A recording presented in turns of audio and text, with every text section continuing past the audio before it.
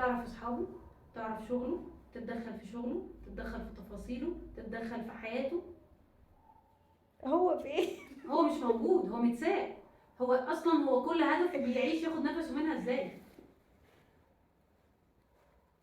دي السيناريو بتاعه، وهي بتبقى قاصده ده. وساعات بتزهق منه لما تكون ضمنها قوي، وامتى ترجع تكاتش تاني لما تحس ان الفريسه فين هتقع منها. نفس القصه للرجاله بقى، الراجل والست، يخليها ما تعرفش تصحى، يوقع بينها وبين اهلها، يحاول يخليها ما تروحش الشغل، او ما يكونش ليها مصدر امان مادي غيره.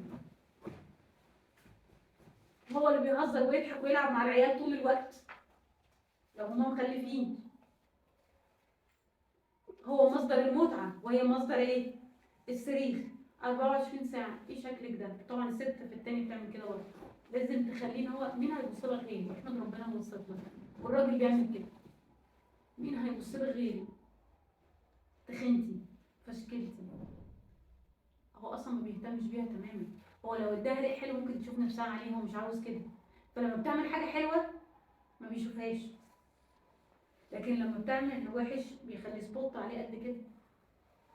هو بيفضل يقصقص في ريشها ويضعف في, يعني في ثقتها بنفسها لحد ما تبقى ولا حاجه. ممكن يبقوا ميكس بوردرلاين مع نرجسي. ما هو البوردر لاين ساعات بيعمل ده بس على مراحل، يطلع وينزل. نرجسي لا، نرجسي هو طول الوقت كده، ما بيقدرش على نفسه يطاطي كتير. ولازم يكون اللي قدامه شخصيته ممسوحه تماما، او على الاقل هو بيشوف انها قابله للمسح. بياخد شخصيه طماعه، بتبقى متطلعه للي عنده. ممكن تكون متطلعه للحب والامان المبالغ فيه. فتلاقي ست مثلا ياخد ست حاسس ان هي ضعيفه وغلبانه وملهاش حد، فيحسسها بالامان. هي مش عاوزه فلوس، هي طمعانه في الامان الزياده، فيطمعها فتتغنى فتبقى حماره زي التاني. او راجل يطمع لامان مادي او عيله. الراجل لازم يكون في حاجه ماديه اقوى فيتساب، يخش البندول بتاع النرجسي ما يعرفش يطلع منه. كل ما يطلع تقلب بقى على دماغه، او هي كل ما تطلع يتكسر لها حاجه فتلف حوالين نفسها وترجع له.